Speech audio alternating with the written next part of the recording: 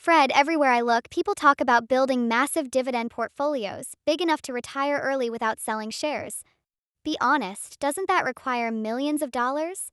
Is this real or just hype? It's both. It is real, but it's definitely not a get-rich-quick scheme.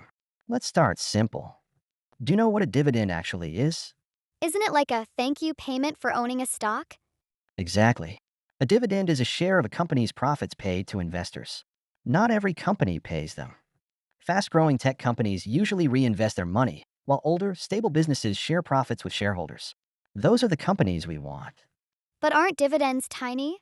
Can they even pay for groceries? Fair question. Think of dividends like small drops of water. One drop doesn't matter, but consistent drops can fill a bucket or even an ocean over time. The real power isn't just the dividend, it's that good companies increase their dividends every year. Okay, but people say they retire in their early 40s from dividends. Are they just lucky? No, they're consistent and patient. Many started investing very young, even with small amounts.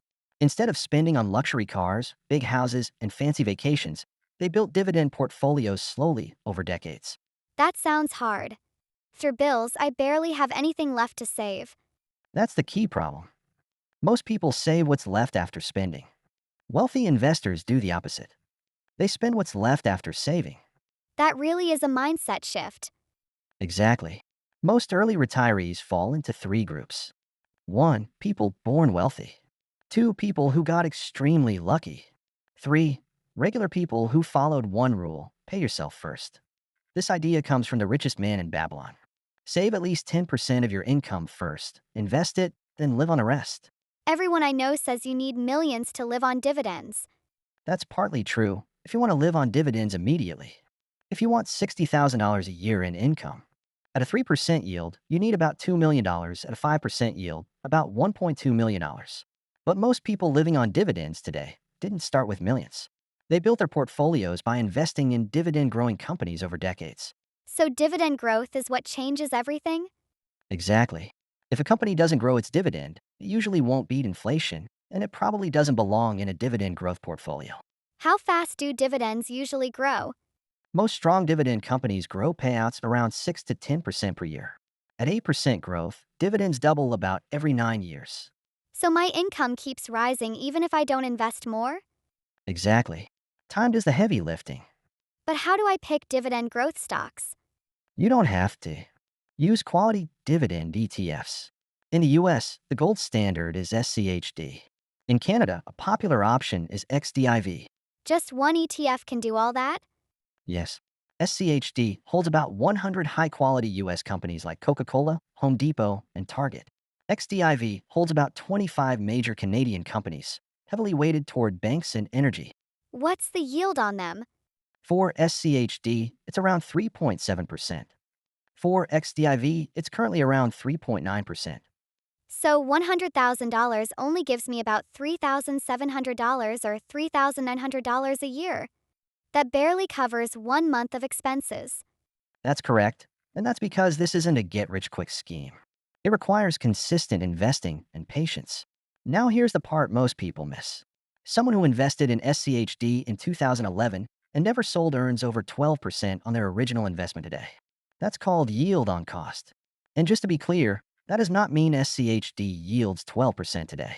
It means their income grew over time as dividends increased. If those dividends were reinvested, that yield on cost is closer to 19%. Wait, 19%? Exactly. Someone who invested about $316,000 back then and reinvested dividends now earns over $60,000 a year in passive dividend income without selling a single share. And here is the kicker. Their portfolio value exploded from $316,000 to over $1.6 million because they reinvested the dividends. Wait, so they have a $1.6 million portfolio and $60,000 in passive income? But today I would need $2 million to get that kind of income. Exactly right. And this is the most important lesson in dividend investing. Similarly, on the Canadian side with XDIV, it's newer, launched in June 2017. If you bought it back then, the price was around $20 and it paid about 70 cents a year in dividends. Today, that same share pays about $1.45. That means your income from that original money has doubled in just over 8 years. So my yield on cost on XDIV is 7%? Exactly.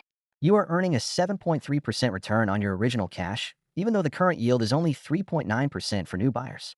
And if you had reinvested those dividends, that yield on cost jumps to 10.4%. Wait, over 10% in just 8 years? Yes. Someone who invested $100,000 back in 2017 and reinvested dividends now generates over $10,000 a year in passive income from that original cash. And here is the kicker. Their account balance grew from $100,000 to over $260,000 with dividends reinvested. So they more than doubled their money and they are earning a double-digit yield? Exactly right. That is the lesson. Over time, even a small starting amount can grow into a massive income stream. You aren't just growing your payout, you're growing the entire portfolio. So it's not about how much money you start with, it's about how long you let it grow. That's how you build a monster dividend portfolio. It's not about having millions today. It's about buying income streams that grow and explode over time. Most people get distracted by moonshot stocks and end up losing everything. Successful investors focus on patience, consistency, and quality, and they follow a simple set of rules. Alright, I'm convinced. What are those rules? Rule 1 is automation. If you have to decide whether to invest each month, eventually you won't. Set up automatic investing every paycheck. As your income grows, increase the amount. So I remove emotion and excuses from the process.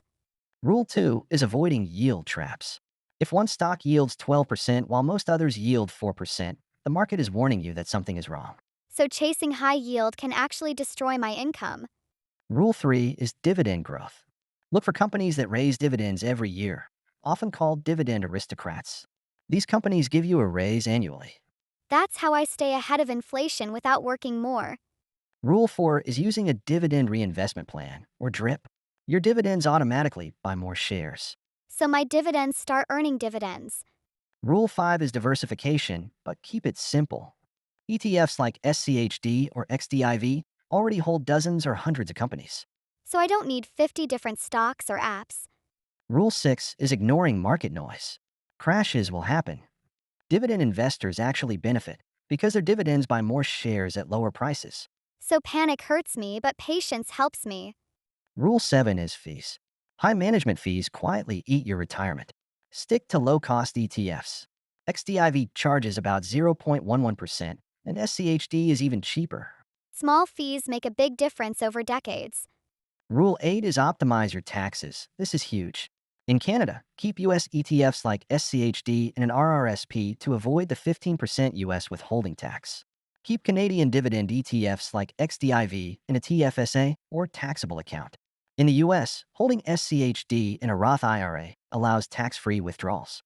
So where I hold an investment matters just as much as what I buy. Rule 9 is radical patience.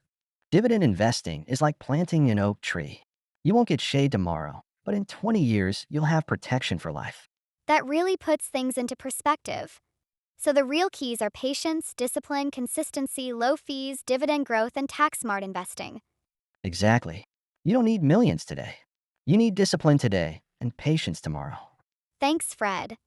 I feel motivated already. Living on dividends in retirement does not require millions. It requires consistent investing, patience, and time for dividends to grow. Let dividend growth and compounding do the work. If this made dividend investing clearer, like the video and subscribe for more simple lessons on building real wealth.